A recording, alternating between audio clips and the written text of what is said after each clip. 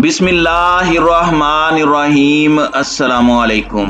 नाज़रीन कराम, नई वीडियो में आपको खुश आमदीद कहते हैं। इसराइल की जानिब से फ़लस्तीन की मज़ीद ज़मीनें हड़प करने का ऐलान कर दिया गया। इसराइल ने मगरबी किनारे में फ़लस्तीनियों को मुल्क बदर करके यहूद आबादकारों के लिए 1300 घरों की तामीर का ऐलान कर दिया। तुर्की और उर्दन की जानिब से सख्त मजम्मत, जबकि दूसरी जानिब तुर्की में मोसाद का नेटवर्क पकड़ा गया, जिसमें 15 इसराइली एजेंट गिरफ्तार कर लिए गए। तहकीकात के बाद हैरत अंगेज इंकशाफात सामने आ गए। वो इंकशाफात क्या हैं और फ़लस्तीन पर हालिया यलगार का मकसद क्या है, इस पर हम आज की वीडियो में बात करेंगे। ताहम वीडियो की तफसील में जाने से पहले चैनल पर नए आने वाले दोस्तों से गुजारिश है कि हमारे चैनल को सब्सक्राइब कर लें, बेल आइकन पर क्लिक कर लें, ऑल नोटिफिकेशंस को ऑन कर लें, ताकि हमारी नई आने वाली वीडियोस आपको बर वक्त मिल सकें।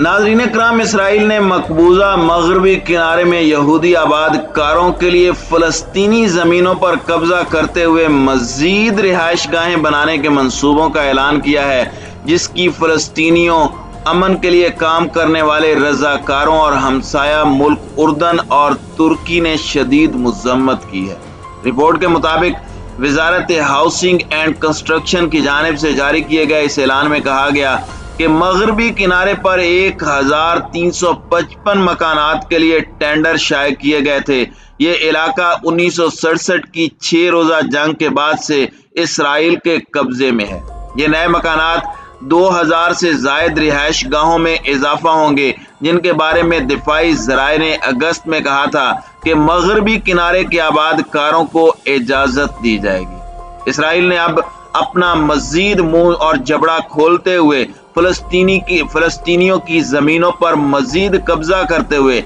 एक नए प्लान का ऐलान किया है। इन मकानात के लिए रवां हफ्ते वज़ारत दिफा से हतमी मंजूरी मिलने का इम्कान है। नाज़रीन कराम, फ़लस्तीनी वज़ीर आज़म मोहम्मद अश्तिया ने काबीना के हफ्तावार इजलास से खिताब करते हुए अक़वाम आलम बिलखुसूस अमरीका से बस्तियों की तामीर से फ़लस्तीनी अवाम के लिए पैदा होने वाली जारहियत पर इसराइल का सामना करने का मुतालबा किया है। फ़लस्तीनी अथॉरिटी अमरीकी सदर जो बाइडन की इंतजामिया की जानिब से रद्द अमल पर गहरी नजर रखेगी, जिन्होंने कहा था कि वो तनाज़े के 2 रियासती हल में रुकावट के तौर पर यकतरफा इसराइली बस्तियों की तामीर की मुखालिफत करते हैं। नाज़रीन कराम, तकरीबन 4,75,000 इसराइली यहूदी मगरबी किनारे की बस्तियों में रिहाइश पजीर हैं, जो बैनुल अक़वामी कानून के तहत गैर कानूनी तस्वुर की जाती हैं। इस जमीन पर फ़लस्तीनियों का मुस्तकबिल की रियासत का हिस्सा होने का दावा है। एक अहम इसराइली सिक्योरिटी पार्टनर उर्दन के साथ इसराइली वज़ीर आज़म ने जून में ओहदा संभालने के बाद से ताल्लुकात को बेहतर बनाने की कोशिश की थी, जिसने आबादकारी के इस ऐलान की बैनुल अक़वामी कवानीन की खिलाफ वर्जी के तौर पर मज़म्मत की है। उर्दन की वज़ारत ख़ारजा के तर्जुमान ने बस्तियों की तामीर और फ़लस्तीनी अराजी की अमूमी ज़ब्तगी को नाजायज करार दिया।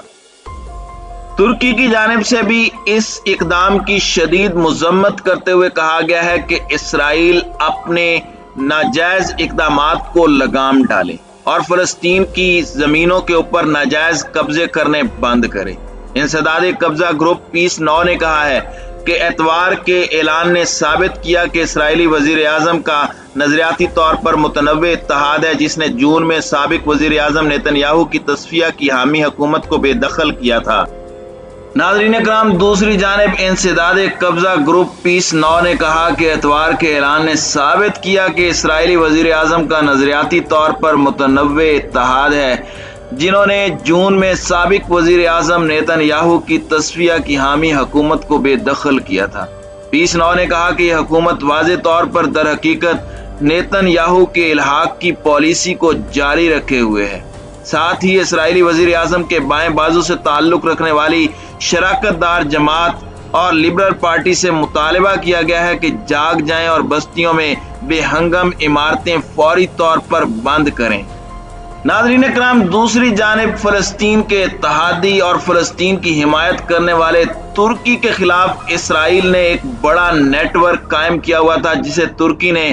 کئی برس سے خفیہ طور پر چلائے جانے والے اس نیٹ ورک کا اب خاتمہ کر دیا ہے۔ 4 ریاستوں میں بیک وقت کیے جانے والے آپریشن میں اسرائیلی انٹیلیجنس موساد کے 15 ایجنٹ گرفتار کر لیے گئے ہیں، جنہوں نے اعتراف جرم بھی کر لیا ہے۔ تمام گرفتار اسرائیلی جاسوس انتہائی تربیت یافتہ ہیں اور ان کو ایسا ڈیجیٹل سافٹ ویئر فراہم کیا گیا تھا جس سے کسی بھی ویڈیو یا فائل کو بآسانی موساد کے ڈارک ویب پوائنٹس پر اپلوڈ کر دیا جاتا تھا، جبکہ موساد کے ہینڈلرز سے ملاقات کے لیے ان ایجنٹوں کو افریقہ اور یورپ کے مخصوص ملک بلوایا جاتا تھا۔ ترک جریدے یعنی شفق کے مطابق گرفتار اسرائیلی جاسوسوں کی شہریت ترکی اور عرب ممالک کی تھی، جو عرب، فلسطینی اور شامی طلباء کو تعلیمی مشاورت فراہم کرتے تھے۔ ترک جریدے ڈیلی حریت نے اعلیٰ سیکیورٹی ذرائع کا حوالہ دے کر بتایا ہے کہ موساد کے تحت چلائے جانے والے اس سیل کی 1 برس سے نگرانی کی جا رہی تھی۔ ترک انٹیلیجنس کا ایک ایجنٹ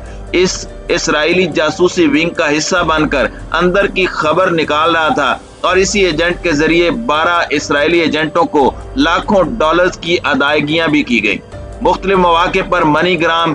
کیش چیک اور بٹ کوائن میں بھی ادائیگیاں کی گئیں۔ گرفتار اسرائیلی ایجنٹوں نے تفتیش کے دوران اعتراف کیا ہے کہ ان کا بنیادی ہدف ترک ڈرونز اور دفاعی ٹیکنالوجی کی صنعت اور اس میں کام کرنے اور اس کی تعلیم حاصل کرنے والے فلسطینی، شامی اور ترک طلباء کی مکمل معلومات کا حصول تھا، جس کی انفارمیشن وہ 1 برس سے اسرائیلی ہینڈلرز کو دے رہے تھے۔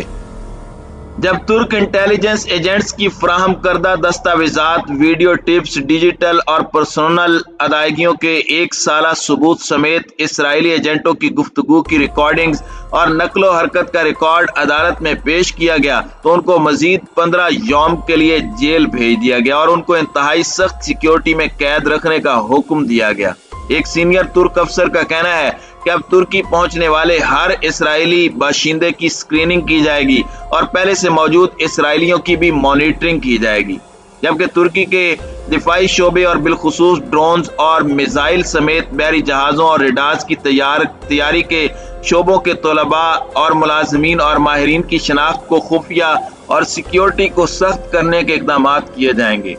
ترک میڈیا رپورٹس پر اسرائیلی انٹیلیجنس نے مکمل خاموشی اختیار کر لی ہے۔ ناظرین اکرام، ترک صحافی کا کہنا ہے کہ ترک secret service National Intelligence Organisation کی جانب سے موساد کے نیٹ ورک کے گرد گھیرا تنگ کرنے کے لیے 1 سال قبل 200 رکنی ٹیم کو مقرر کیا گیا تھا۔ ترک جریدے ڈیلی صباح کے مطابق اسرائیلی ایجنٹوں کی گرفتاری کے لیے ترک انٹیلیجنس نے 7 اکتوبر سے 16 اکتوبر تک اپنا ہوم ورک مکمل کیا اور پھر پولیس کے ساتھ انفارمیشن شیئرنگ کے بعد انسداد دہشت گردی فورسز نے ان تمام 15 جاسوسوں کو مختلف ترک صوبوں میں بیک وقت خفیہ کارروائی کے دوران گرفتار کیا اور سائلنسر لگے پستول سمیت لیپ ٹاپس اور دیگر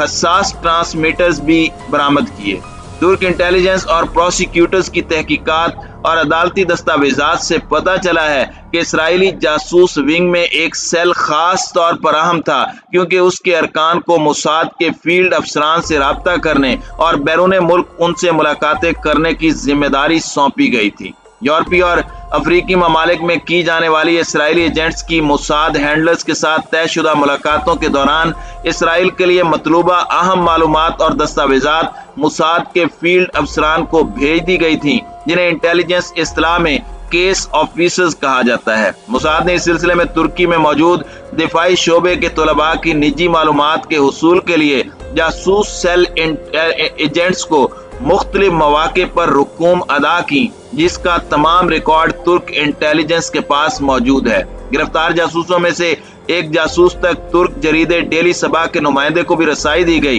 جس نے دوران گفتگو بتایا کہ اس کا کوڈ نام ایبی تھا اور اسے ترکی میں موجود فلسطینی شہریوں اور بالخصوص اعلیٰ تعلیم حاصل کرنے والے طلباء کے ذاتی اور تعلیمی حالات کی تحقیقات کی ذمہ داری سونپی گئی تھی۔